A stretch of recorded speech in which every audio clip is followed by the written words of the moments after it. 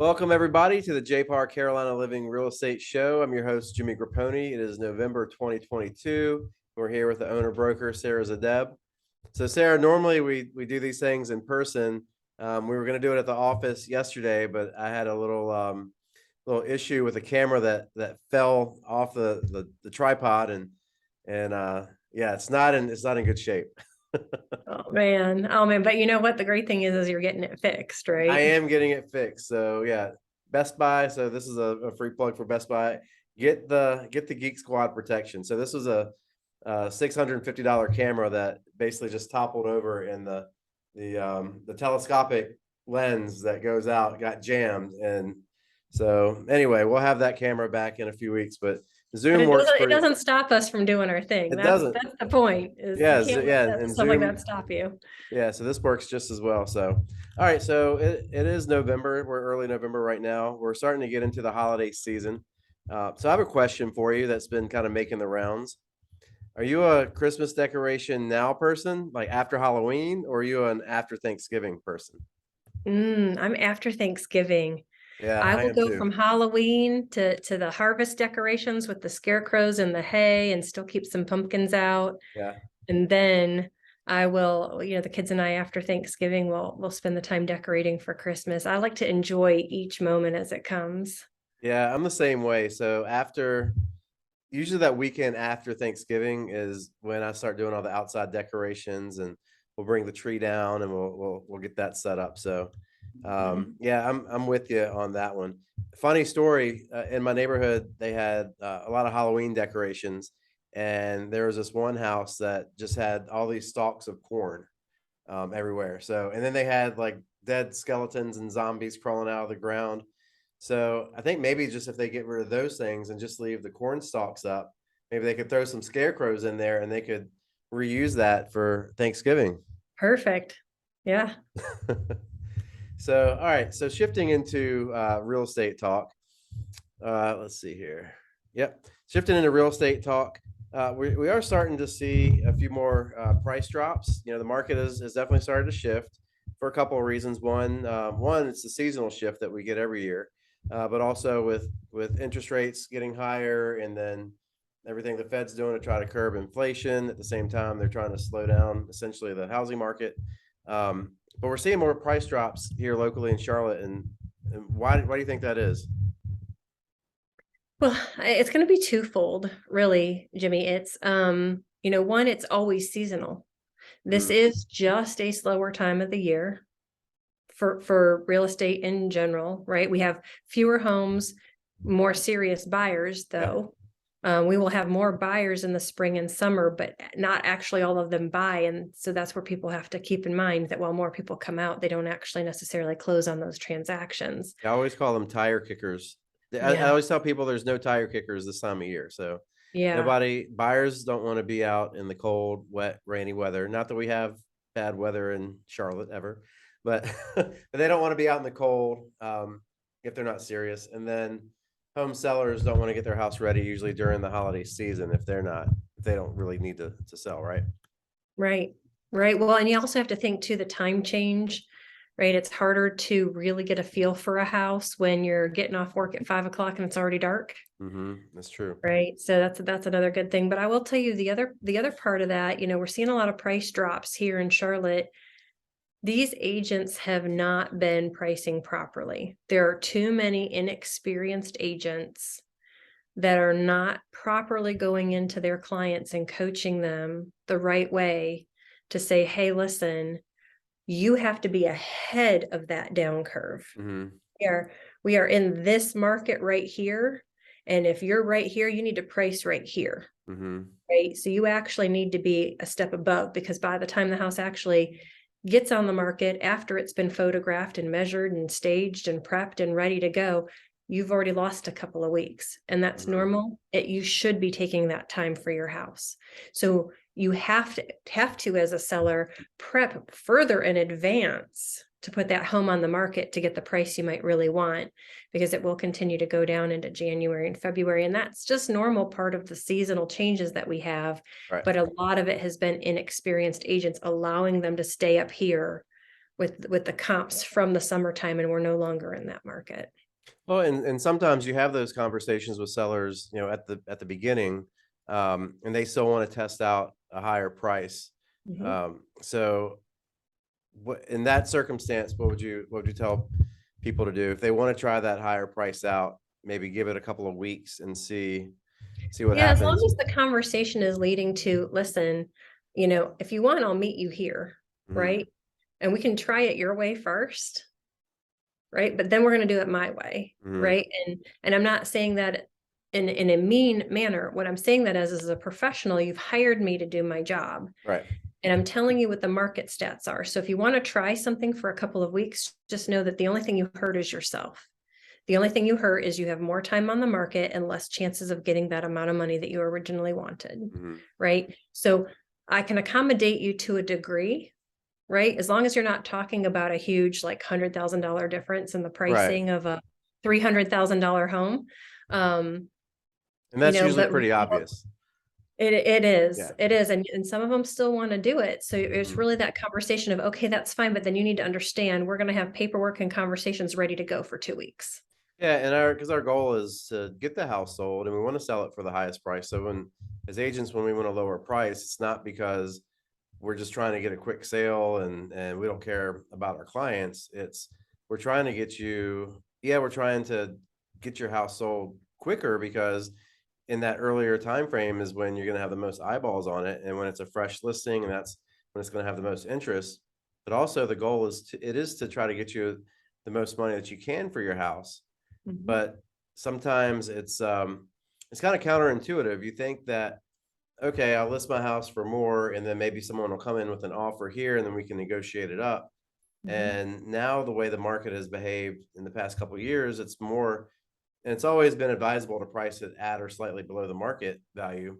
But then if you can get multiple offers, or get people, or create some sense of urgency. So I just had a listing that we went coming soon. We were coming soon for like 6 or 7 days, I think. Had a showing on the first day, and then, you know, got an offer that was acceptable to my clients, right there on the first day. And there really wasn't, a need. We didn't really have to keep it going, Yeah. beyond that. Yeah, that's a great advice too. I mean, if you get that great offer because you went active on a Thursday Right. and by Which we did Friday on a you have Wednesday. Yeah. something, you need to have that conversation with your seller to say, are you really willing to risk everything just to wait through the weekend? Right? Because we're not in the market that we had this spring and summer. Right. Yeah. Before you could, I mean, and really before you didn't really see many houses coming on Wednesday or Thursday. It was always wait till the weekend, get as many Mhm. people to see it as possible, and then kind of go from there. Yep.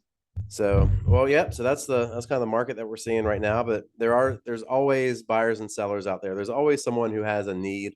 It's a lifestyle change, whether your family, or if you're growing, if your household is growing, if your household is shrinking, someone Mhm. gets a job, someone loses a job, people age, people get married, people get divorced, people have kids. There's so many different reasons, but it's pretty much always a life reason, right? It's a life event reason. People don't just move just to move. They might just buy a second home or vacation home because they finally have the money to do that, and now they're ready to make that move.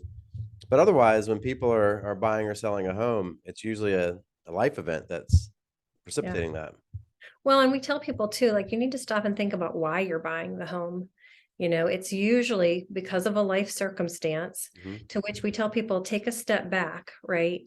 Part of that life circumstance is most people don't want to have the ups and downs of rent. Mhm. They don't want somebody else controlling what they do. They want to paint the walls. They want to, knock down a wall or change out light fixtures, right? And they want a space that feels like it's theirs, their own, right? And that part of owning a home is an expense. You still have to maintain it, keep up with it, do all your design and decoration, however you're going to do it. But you're the king or queen of your castle then, right? And Mhm. that's one reason why people do like home ownership. And the other side is financial security, because now you're not dealing with the ups and downs of the rent, right? And we know that especially now in the mindset we have around these interest rates and inflation, that if you can lock in your budget here, right? If the rates go up, great, you locked yourself in here. Yeah, you're safe. One of the best bets that you have with home ownership is the fact that if the rates go back down here, you have the ability to refinance later most of the time, Mhm. right? Usually at least 6 months into your mortgage, they'll let you refinance to that lower rate. And I tell people all the time, 7% was great in the early 2000s. I mean, some people were doing 9 and 12% Mhm. back in the early 2000s. That's not that long ago.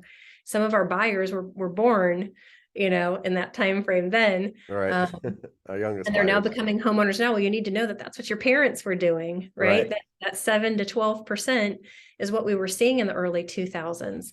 But lock yourself into the financial stability of it, right? And making sure that whether it's your lifestyle choice, if I want to own my castle and create it the way I want it to be, or whether I want that financial stability, that's what homeownership's really about. Yeah.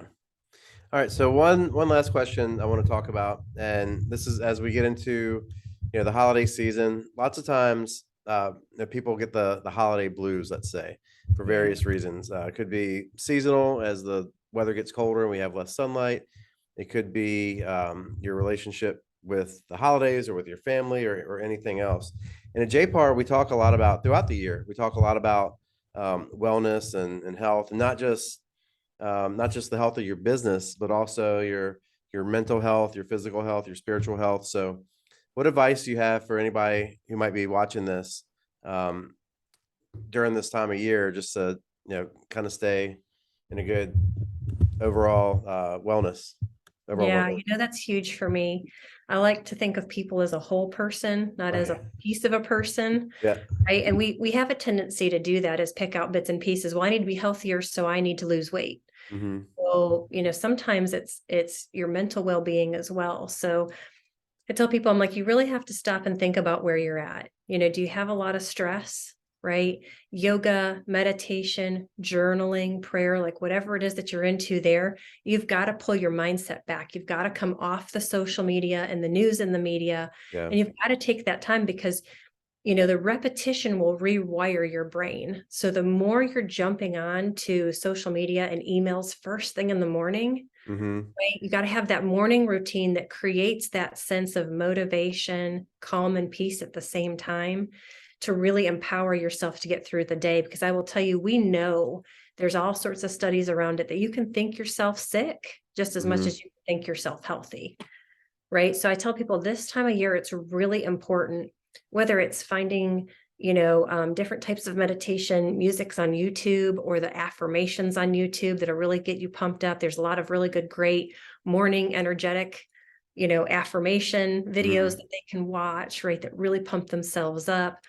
Whether it's starting to dig in somewhere, maybe finding a local church or community where they can start making more friends. Because you said, part of this can be your relationship with your friends and your family this time of year. We're around the holidays, maybe they Hmm. lost a loved one. Yeah. So maybe some sort of support and encouragement this time of year with handling that grief, right? So I think it really comes back to that no matter what you want to do as part of your wellness this time of year, that it really should go back to your state of mind, because that's really what matters the most. It really can have the biggest impact on anything else that you have for your health.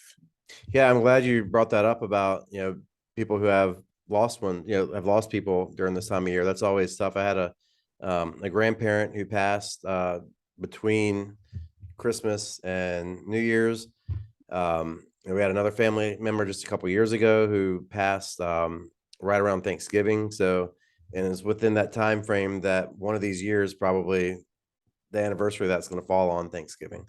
I So don't you know have if to. you know this, but especially heart attack and stroke are increased over the holidays, and it's usually due to the stress because people aren't doing that self-care. Oh, we're eating so much more and we're drinking so much more. So Mhm. Yeah. you mentioned, I remember yesterday in our meeting, you said that if there's something you said about when people look at social media in the first hour of the day, I think that Yeah. you can basically rewire your brain for the whole day. Yeah, and it's negativity too, because Yeah. that's mostly what we're seeing right now on social media, especially this is November and this is a year of voting.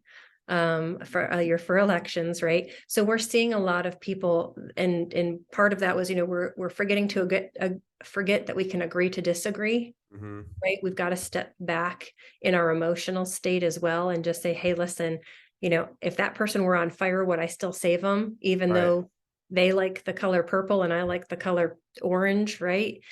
That's the silly stuff that I think that people have got to step back from, but that's what's on social media right now.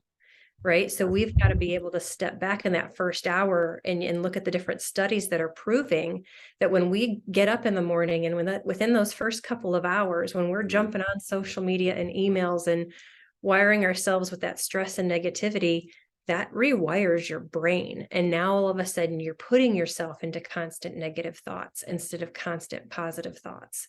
And that can change how we interact with the people around us.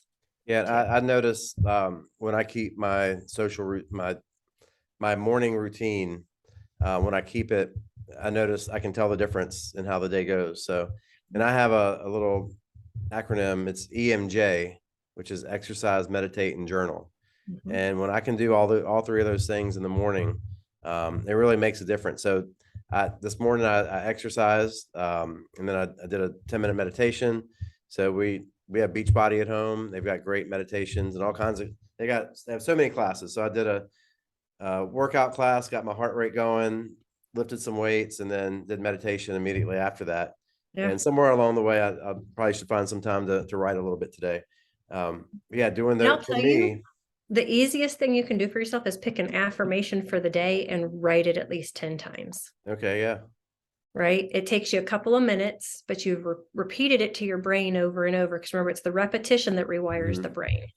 And reading something positive helps as well. So, like in our gym, I've got this 365-day devotional that someone gave us a couple years ago when we were going through a tough time, and it's really beautiful. It's called Desert in the Storm or something like that, I think, and it's awesome. So, and I tell people there's so many free resources like this. Doesn't people this time of year also stress out over money. oh So yeah, find that's a big free one. resources on YouTube. They'll give you affirmations. You can write them down. Google them. You can write them down, right? And take it from somewhere else if you have to. But the point is you've got to be resourceful in getting it so that you can use it Right. over. Exactly. Well, Sarah, thanks so much again for your time. Coming back on again with JPAR Carolina Living Real Estate Show. You really are the co-host on this. So I